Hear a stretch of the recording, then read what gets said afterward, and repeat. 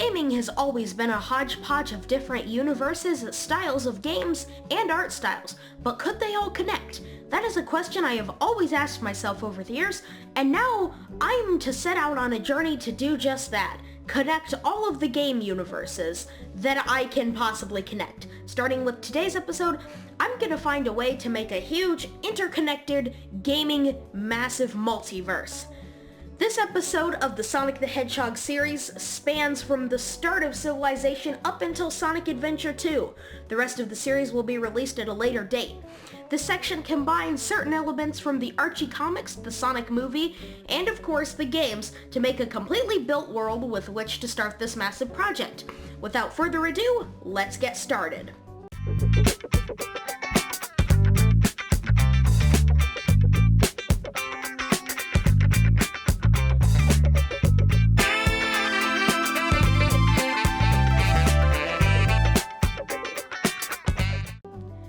Beginning, intelligent life on the planet Mobius evolved slowly. From the local flora and fauna, different strange beings developed. Among these were the Mobians, who identified themselves as the dominant species of the planet, and the only intelligent superspecies on Mobius as well.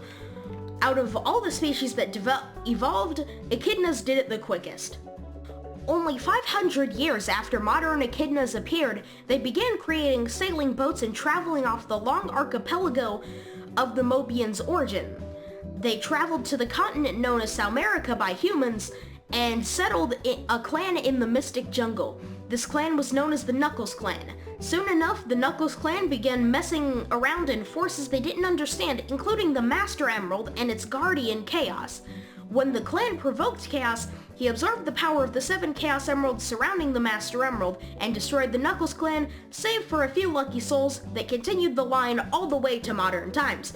This attack gave the Emeralds their famed name, the Chaos Emeralds. Once this clan was destroyed, word reached the motherland of Echidna civilization. They decided to keep the Master Emerald for themselves, moving to Angel Island in the southwestern ocean. A side effect of this was that the island began floating in the air. The guardians of the island kept to themselves, for the most part. The Echidnas, who didn't understand space travel, witnessed the Babylonians crash on Mobius as well as the Black Comet for a time.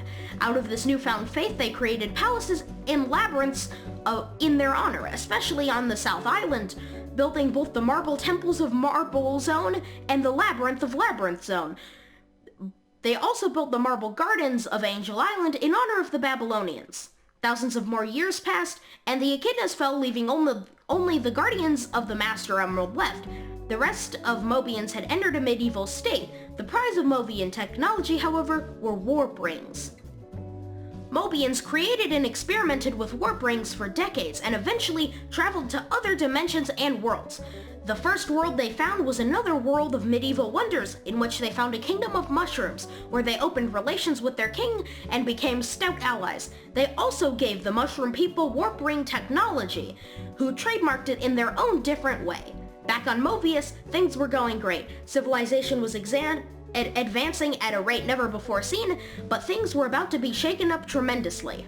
On Christmas Island, an island at the north end of the southwestern archipelago, Sonic the Hedgehog was born. His talent for super speed was quickly found out, and he also loved adventures. When he was old enough, he traveled down the chain to the largely uninhabited outer edges of South Island, better known as the Green Hill Zone. There he stayed until he got his hands on an abandoned warp ring. Using this warp ring, he opened a portal to another world, ours. He stayed mostly secluded, living in a cave and educating himself in our world. He read comics, played baseball, but eventually got a little too carried away, knocking out the power to the Pacific Northwest by running too fast. The US military wanted to know what the heck had caused that power surge, because it certainly didn't seem to be natural, so they sent the best man for the job, Dr. Ivo Robotnik, to find this thing and destroy it. The chase was on. Dr. Robotnik found Sonic and they clashed all around the world, Sonic using warp rings to get around and Robotnik following just a step behind him. Throughout the whole endeavor, Robotnik went insane trying to find Sonic. When he was finally defeated, he secretly traveled through a warp ring with Sonic back to his world. The humans now knew that Sonic existed. Some even saw the warp rings. These few became leading figures in 1991 when the search for Sonic's world began. Around this time, maybe a few years back on Earth, some similar occurrences happened in Brooklyn when some plumbers were cleaning out the sewer, but that's not important until later. In Sonic's world, Robotnik had disappeared. Nobody had seen him in ages, and Sonic was beginning to truly love his new home on the outer fragments of South Island. Suddenly, Robotnik reappeared, taking animals and turning them into robots. Sonic was going to have absolutely none of that, and traveled to the heart of South Island, which Robotnik had transformed into his self-named Scrap Brain Zone, and defeated Robotnik. Along the way, Sonic collected the 6 Chaos Emeralds of South Island, giving him the final power to defeat Robotnik. Robotnik somehow managed to escape, making his way out into the ocean north to the rest of the island archipelago. Sonic rested for a while. Some months later, Sonic felt something.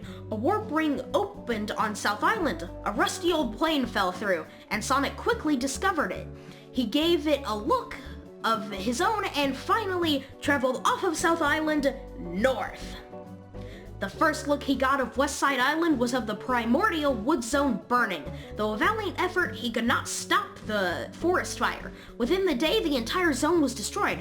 One of its inhabitants, Miles Prower, latched onto Sonic after his parents were killed in the fire. Calling himself Tails, he and Sonic traveled to the Emerald Hill Zone to search for answers. There, he and Tails found even more animals transformed into robots. He knew this could only be the doing of Dr. Robotnik. Sonic and Tails made a trek through most of the island, including a strange casino which transformed into a sandy desert. Finally, they reached the Metropolis, Robotnik's foremost establishment on the island. They crashed through, rushing to catch the Doctor's flying fortress before it took off. As they reached the edge of the Metropolis, they grabbed Sonic's plane and took off towards the fortress. The two blasted through it and caught Robotnik's actual ship flying up to his brand new, plagiarized pride and joy, the Death Egg. Sonic and Tails quickly entered, destroyed the place, and exited. Or so they thought.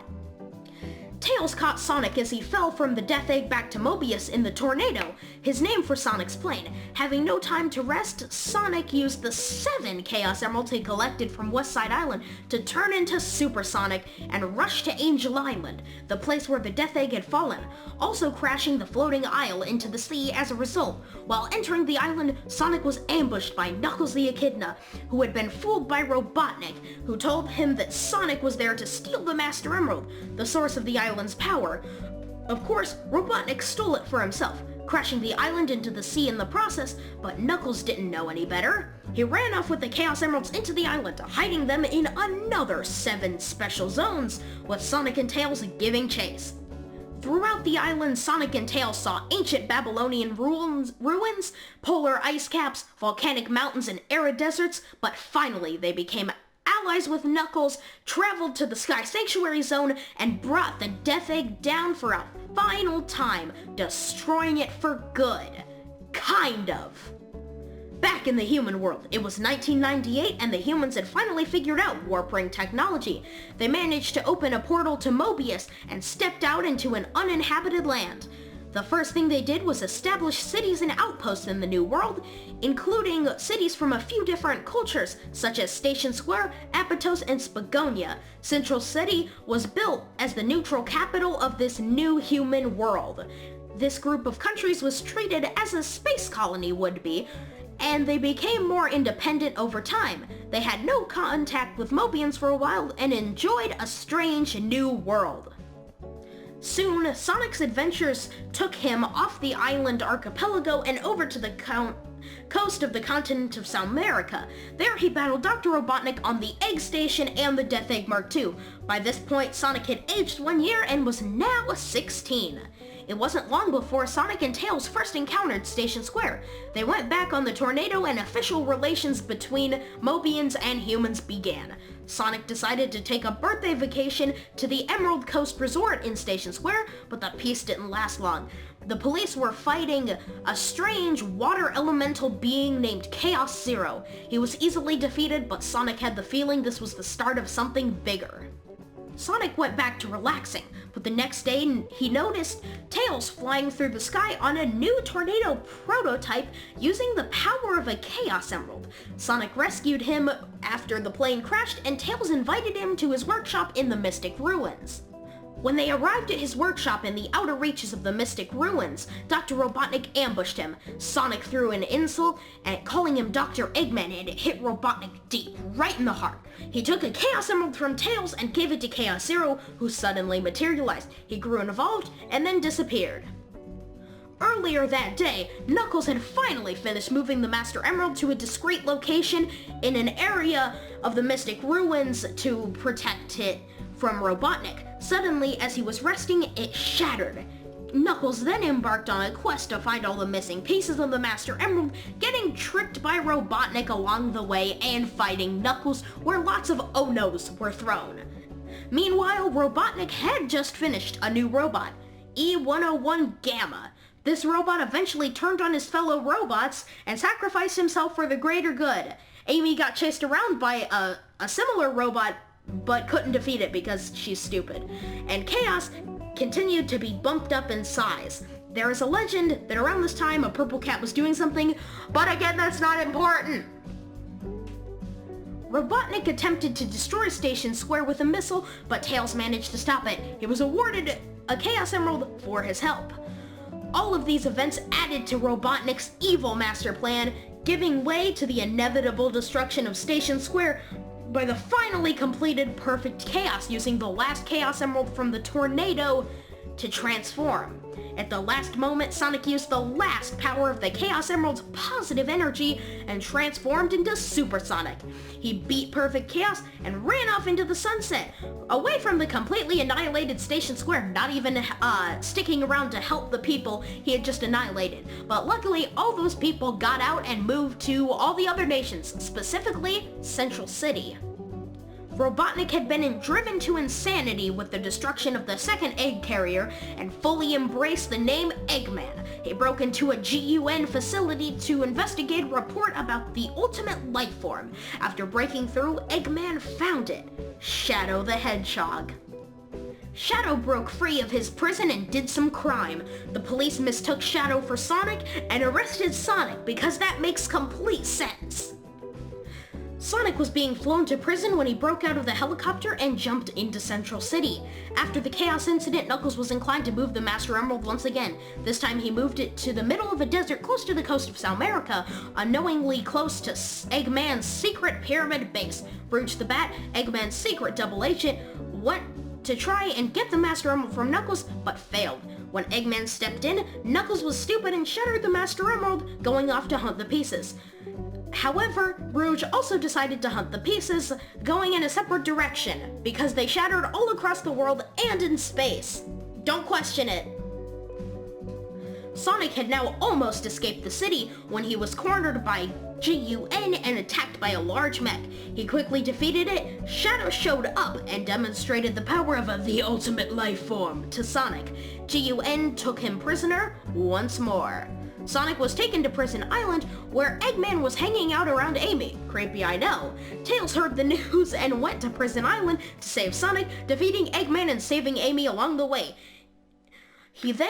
Sonic then escaped the facility and delved deep into the jungle of the island the prison was located. Sonic encountered Shadow, who is the Faker. They fought, and Eggman told everybody to get off the island because it's gonna blow up. Sonic and Shadow parted ways and ran off the island, barely making it out before disaster struck. Meanwhile, Knuckles had taken his search for the Master Emerald to the drug trip of an area Pumpkin Hill, where he fought ghosts and other terrifying creatures. He finally made it out and entered the sewer. Sonic, Knuckles, and Tails are back in Central City and witness the test fire of the Eclipse Cannon. The police found Sonic and tried to arrest him, but he agreed to keep them busy while Tails used the emerald he got for saving Station Square to look for the other emeralds. The journey eventually took them to Eggman's secret pyramid base, where Tails infiltrated it, and they all broke through, taking a shuttle to the space colony Ark, which was the thing that exploded the moon. The team split up to find a way to stop the collision, and finally did, joining forces with Eggman and Shadow to stop the fall of the Ark. Shadow sacrificed his life in the end, falling to Mobius, and definitely totally not being researched on by Eggman. So that does it for part 1 of the Sonic timeline. Stay tuned for the rest of it at a later date. There's probably going to be 3 parts because we have to do the rest of the Prime timeline, and then we also have to do the second timeline, which includes Sonic CD, Sonic Mania, and basically I'm thinking all the Game Gear games as well are things that happened after the generations split.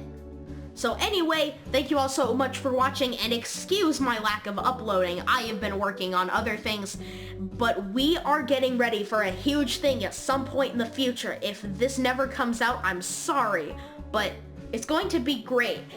Stay tuned for it. In like a month, maybe, possibly, ever. But yeah, thank you all so much for watching this video. If you enjoyed it, please leave a like and subscribe, and this is me, signing out. Goodbye!